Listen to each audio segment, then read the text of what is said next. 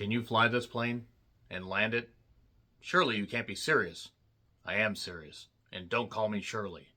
I'm John Renton with the retro view of Airplane from 1980. One of the funniest movies of all time. You can fight me in the comments. I don't know how many people will fight me in the comments because this is a laugh a minute, a laugh every 30 seconds, whatever you want to go with. So goddamn hilarious. There's no way they could get away with the vast majority of the comedy and the sight gags and the references that they make in this movie today.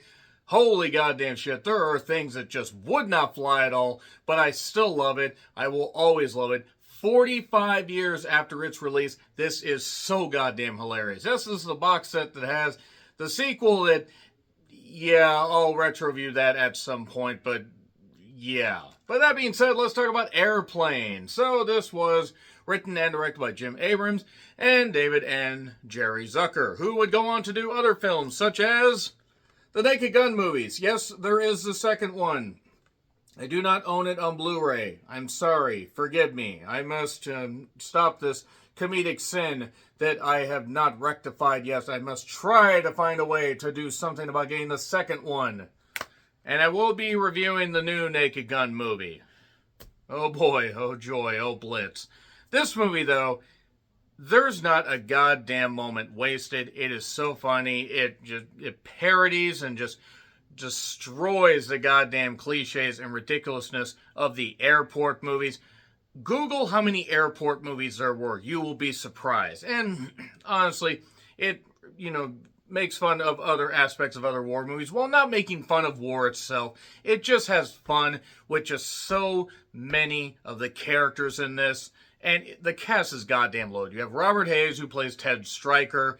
He's still alive. I mean, 45 years after the fact, you could expect that some people would be dead. You have Julie Haggerty, who played the mother in the Christmas Story sequel that actually was pretty good. And she plays Elaine. Elaine! Then you have Leslie Nielsen. Yes, of course. The classic himself. The man that really made his career in dramatic acting. I mean, Forbidden Planet and Day of the Animals. Okay, the latter probably wasn't the shining example of his dramatic stuff because he really cheesed it up. But then he would go on to do Police Squad, and he would go on to do, again, the Naked Gun movies. But before that, he would do this.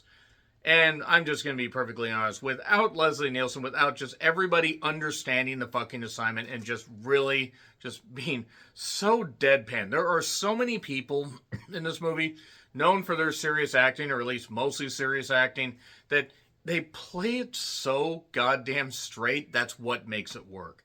And there are just so many moments where I'm like, how did they get away with this? How did they think of this? How many drugs were they on? I mean, really, how many drugs were they on? But you also have Kareem Abdul-Jabbar, yes, the basketball player.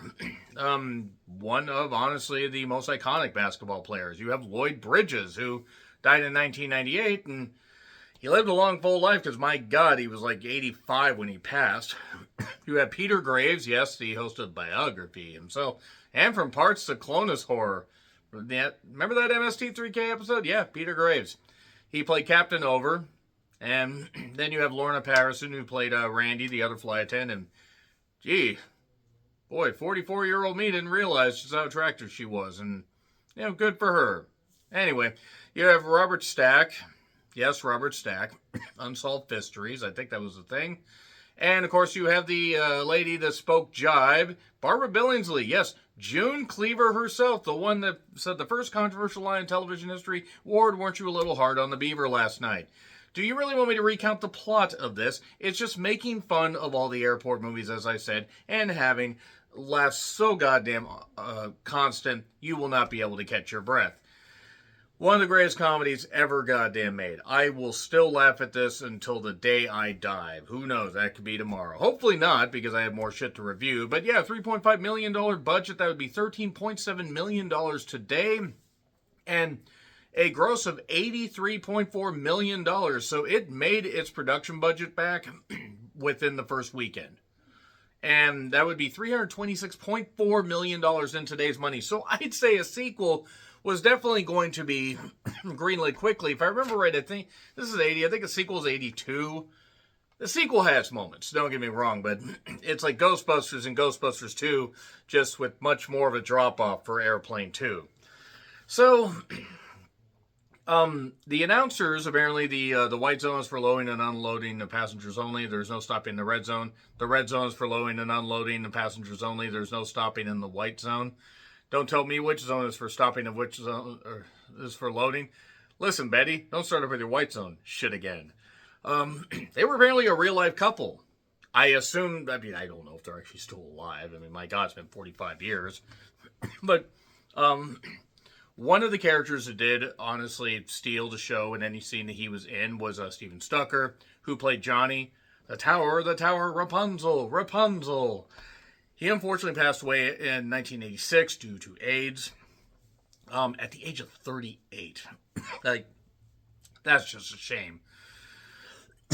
But we get the Jaws theme, the plane, the big tail of the plane just going like this, doing that and everything. Probably should.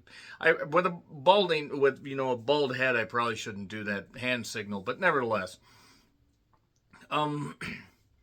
it's just so goddamn hilarious. They just open it. They got the announcers doing that, zone gag that I talked about, and they're from the Church of Religious Consciousness Church. We'd like to make a donation. And then, no thanks, we gave it The Office. I believe one of those was Jim Abrams. And it's just so delightfully fucking ridiculous. Like, this movie is just... I'm trying to stifle my laughter because it's just so funny. But, Ted tries to get Elaine to take him back and understand because he went through, being a pilot in the war. All that stuff. And she was with him, but she finally couldn't stay with him and she left. And when, I get to Chicago, I'm going to start a new life. And he looks right at the camera, what a pisser. And I don't know why that made me laugh. But, Peter Graves is just, he's at the goddamn magazine rack where there's fiction, there's nonfiction, and then there's wacky material. And those are the labels. And most of it's smut anyway. But, of course, Captain over white courtesy phone, Captain Clarence over white courtesy phone, picks up the red phone, no, the white phone, oh. Picks it up, the guys are so dumb. Like, they sound dumb when I say them, and they're dumb in the movie, but it's so funny. The lady says over the PA about the white courtesy phone, I got it, thank you. How does she hear him? None of this makes sense, but whatever. And then at the Mayo Clinic, there's this girl, Lisa, that's got a heart that's rated the Mayo Clinic. The background is just jars of mayo. Because, of course, what were the pink mayos? Were those light? Did those have other flavors? It's 1980. And the hearts jumping around and everything. And then somebody interrupts, it's like, I have an emergency call on line 5 from Mr. Ham. All right, give me Ham on 5, hold the mayo. Again, so stupid. It's just so stupid, but it's so funny. And then the Church of Religious Consciousness and Ted Stryker punches him out. Oh! And he decides he's going to get on the plane. He's going to try to win Elaine back because he's not very smart. Oh, yes, and also he was running a taxi service and left a guy in there while running the meter, and the guy was still there at the end of the movie. And he has a retro review of a comedy from 45 years ago, so there'd be spoilers. And if you are surprised by that, then one, you don't know how retro reviews work. Two, you don't know how time works. This movie's old enough that I think everybody's seen at least one scene from it. But he gets a ticket, and it's like, smoking or non-smoking? Smoking, please. Hands him a ticket to smoking. It just, again, it's so stupid, but it's so funny. And that was the war flashbacks, the stock footage and stuff like that. There's even ones later where the guy in the plane suit's trying to take off, and the one with the spin top in the car and bouncing up and down. This does not look like that. It looks really bad. I'm just going to move on from that. But they have the jive subtitles for the two guys that are actually speaking. And since the 3 white guys did not understand jive, they just let them do that and then just did the subtitles. And I assume consulted with them. Of course, shit was golly in the subtitles because why? Because we're white. We are so white and ridiculous. And says to a lady, it's like, nervous? Yeah, first time. And she says, and he says, no, I've been nervous lots of times. And he I did like how, we had like a flashback where he sees Elaine, and then just gets a flashback to like something, but just before that, um we we get, Roger, huh? Roger, huh? Clarence, over. What? Clarence, Roger, what's our Victor? It's again so dumb. So dumb. The old lady wanted to read something that was light, and Elaine handed her this leaflet. How about this leaflet? Famous Jewish sports legend. It's just this little light piece of paper. So literal, so stupid, but it's just so funny. And then we have the flashback with Ted, how we met Elaine at like some bar. It was like Detroit. I don't know why Detroit would have like this stuff happening, but anyway, the Girl Scouts are fighting. Why were the Girl Scouts fighting? Again, because it's a comedy and it's funny. But Staying Alive is played. It was sped up a little bit. They had to ask the Bee Gees for permission for that, and they had to pay for the use of the song. And then he saw Elaine, the most beautiful woman I've seen. And I had to ask the guy next to me to pinch me to make sure I wasn't dreaming. The guy just looks at him and just goes away. Disco had gone out of style by this point. There's a famous Google Disco Night Chicago, and you will see what I'm talking about. It was amazing. It was terrible, but it was amazing. And he ends up dancing with her. And then we have one of the Girl Scouts like fall, like, be punched and just like fall, and it's a dummy. But he's telling this old lady that's reading the leaflet, and then we cut back to it, and she's hung herself and everything, no, that's not fun. That's not fun. It is funny, but it's not funny that people need to do that, but it's funny. It's just so funny because it's played for laughs. And then we have, the boy that was, that really liked this, like, one girl that was around his age, was offering her some coffee, and said, "Oh, won't you sit down? Thank you." It's like, "Cream, no." And she says, "No, I take it black like my men." This like 10-year-old girl, this 10-year-old boy over these conversations is so bad. It's so wrong. You couldn't get away with that shit today. But God, I'm so grateful that this movie exists because it's so wrong, but it's so funny. And then we have Ted and, Elaine. Flashbacks are on the beach. It's not Terms of Endearment because that hadn't come out yet. I think it's South Pacific. I think it was South Pacific, but don't quote me on that. And, he's going to be deployed, all this stuff, and we get more of the story building, silly story building. Joey wants to see the cockpit, so he goes to see the cockpit. And Peter Graves plays a very, very creepy character that likes boys. The character, I'm just saying. And Joey, you ever seen a grown man naked? Joey? Yeah, you like movies about gladiators. Joey, have you ever been around a Turkish prison? Have you ever been around a gymnasium? Again, so wrong. They couldn't get away with that today. But anyways, I did like how we got another war flashback. There's this Japanese soldier there that's like in full garb, like he just got out of World War II. At least I assume. God, I think he was Japanese. God, I feel really bad if he was a Korean soldier, but there was this penthol available, and they take MasterCharge, Visa, and another bank card, and it was just a sign. It was like, it made MASH seem like, sterile, or, sterile and serious by comparison. Actually, MASH at times was bone serious. But then Ted's recovering, other soldiers not doing that well, and Elaine says, "We found out about headquarters, or I heard from headquarters. Headquarters, what is it?" "Well, it's a big building where the generals sit, but that's not important, right?" Stupid. So stupid. But anyway, there was a guy named George Zip that'll factor into this whole thing. It's like because of me, 6 people are dead, and she said 7. George Zip died this morning. He spits water on it. Julie Haggerty sold that perfectly. Just kept going. Credit to her. Like registered. I don't know how many takes they did. I hope just one, but good on her. Then there's one guy that thinks he's Ethel Merman. "You'll be swell. You'll be great. Gonna have the whole world on a plate." Just starts singing. And then there's the thing about like the couple or Joey's parents oh, I'll have another cup, but Jim won't. And Jim's like, oh, maybe I will have another cup of coffee. Jim never has a second cup of coffee at home, like, the cheating spouse and stuff like that. I don't know, he's different. Again, it's so dumb. But then,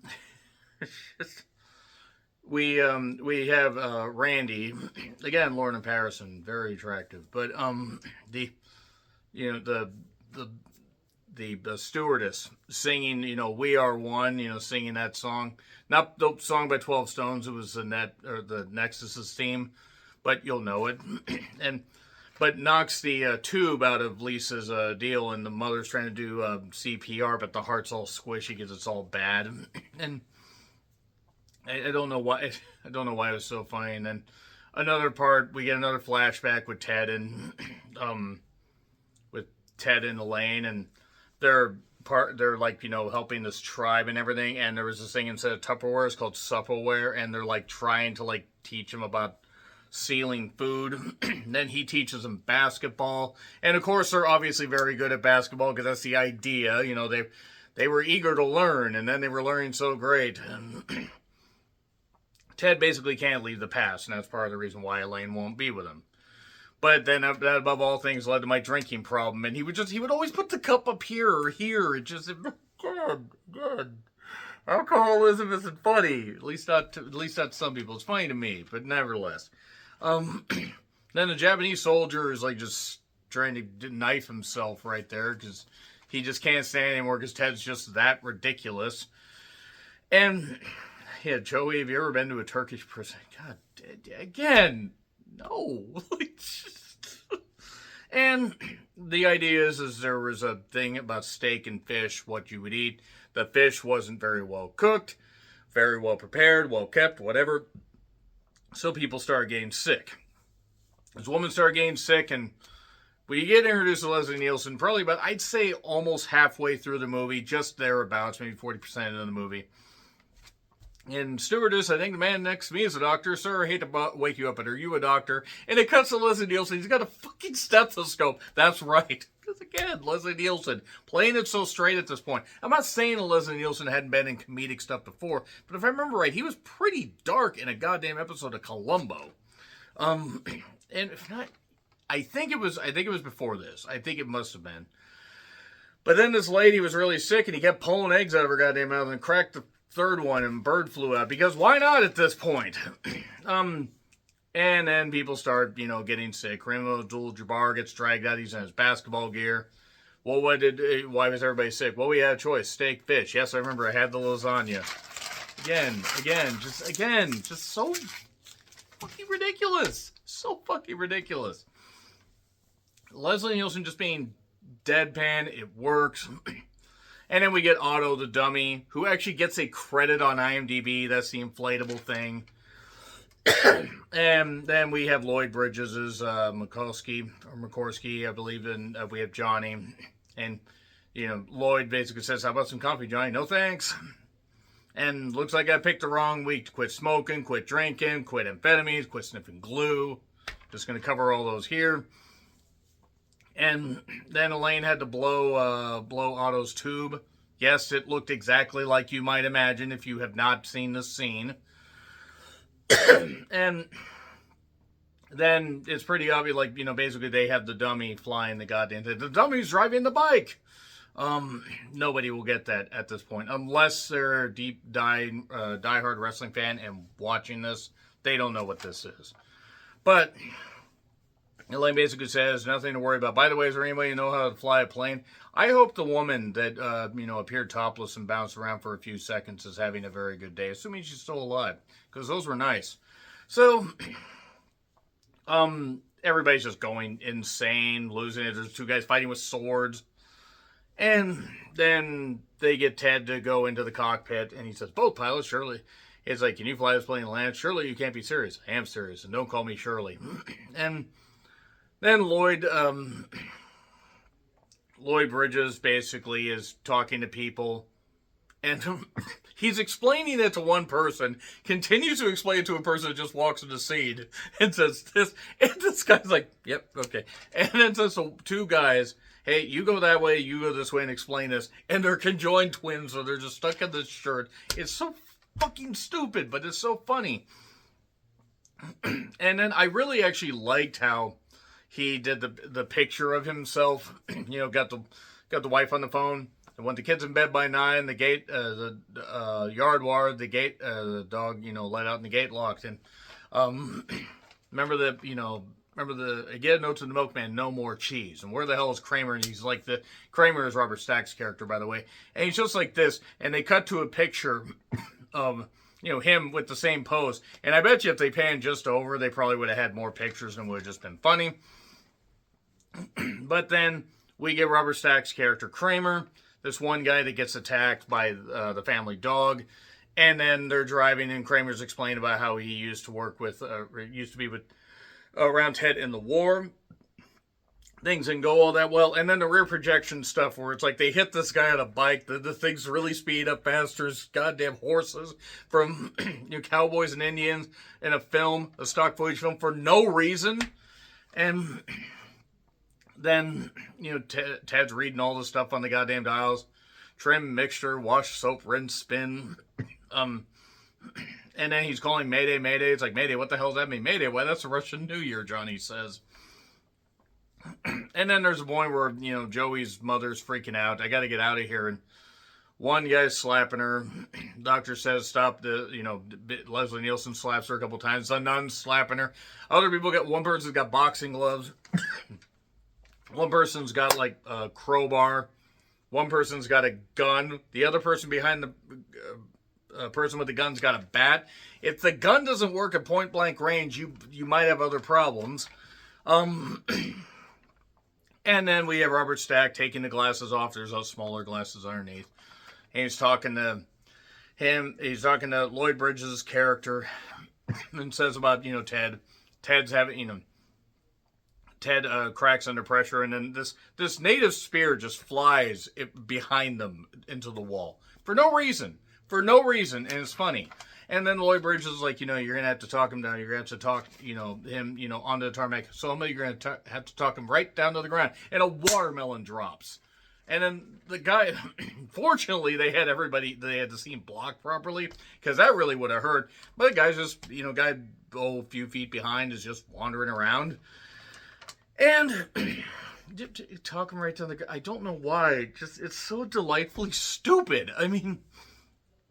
And then Robert Stack smoking a cigarette at one point and then throws it outside and it blows up. So Ted and Robert Stack have issues. And Leslie Nielsen's trying to explain that all this stuff isn't that bad and the Pinocchio nose is going. And then Barbara Billingsley gets her, speaking jive scene that's just so funny. Just so funny. And then we get to the Captain Over's wife, who wakes up and decides to go, check on, what's going on, check out the tower. And she's sleeping with a horse. That is gross, by the way. That is also a well-behaved horse to be laying in a bed like that. That is a very well-behaved horse.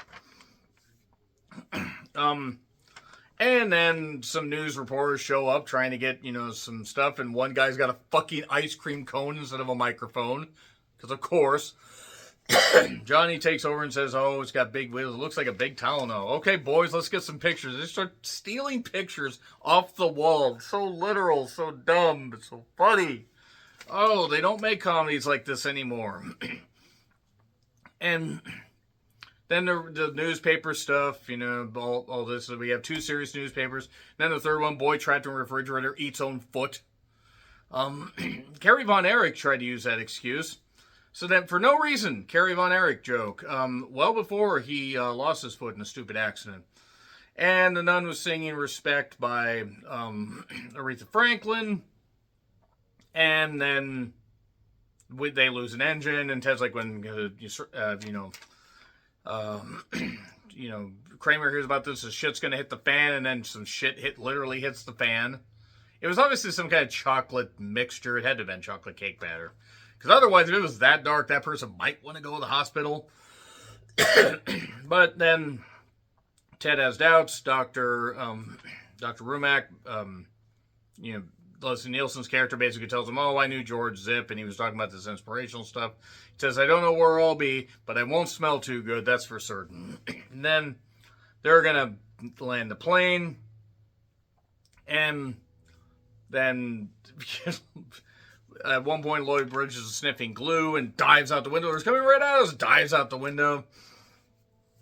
And then we're going to the tower, Rapunzel. They actually delve out of the tower after that, but still.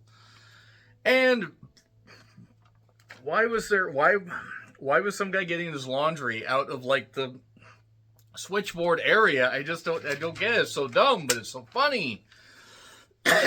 And they had they had a thing where it's like, oh, we need more lights on the field. We're getting right on it. They dumped every light on the field. They dumped a bunch of lamps and a bunch of other stuff from a dump truck. And then they said, Air Israel, clear the runway. And Israel's got the hat. I forget what the hat's called. Got a scarf and got a beard on the front of the plane. You could not get away with that, even as much as the bullshit they're doing to Gaza right now and the Palestinians. And they shouldn't be doing that, no matter who it is. But Air Israel, again, funny. I mean, funny to me. So then, of course, Leslie Nielsen says, just before they're going to start, I just want to tell you both good luck. We're all counting on you. And then as the plane's rocking up and down, I just want to tell you both good luck. We're all counting on you. They land, and then I just want to tell you both good luck. We're all counting on you. Robert Stack then ends up congratulating Stryker, pours his heart out well after Stryker and Elaine have left. They're having their fun. And then, it's all good. Otto takes up with a girlfriend that just happened to be in his seat for some reason. And then they take off, explosions, all that. And I think this might be the first example of an end credit scene that I can think of. Maybe it's not the first, but it's one of the first, where they get to the end and the guy's in the taxi, finally, as stuff's being swept up, and there's like somebody sleeping on the side of the sidewalk there. The guy says, I'll give him 20 more minutes and that's it. And he's nowhere near the airport, but there you go. That's Airplane. So much fun to revisit that. Don't know why it took me so long to recount all that, but it was just so funny. So stupid, but so funny. Hope you enjoyed this one, guys. I will be doing other retro views of the Airplane 2 and Naked Gun movies when I can. I'm going to be perfectly honest here. The Naked Gun movie, as I'm recording this right now, Sunday night, by the time I, am able to get to more movies, current, whatever, I might not be able to get to all the Naked Gun movies. But I've seen them, so I remember them. So, that means, by the way, the movie does get an A+. I usually don't grade retro views, but obviously it gets an A+. It's a 5-star movie because it's fucking great. Agree, disagree with what I said, like, share, subscribe. Twitter, Letterboxd, Blue Sky handles in the description. I'm John Rentland. Until we meet again, happy trails to you.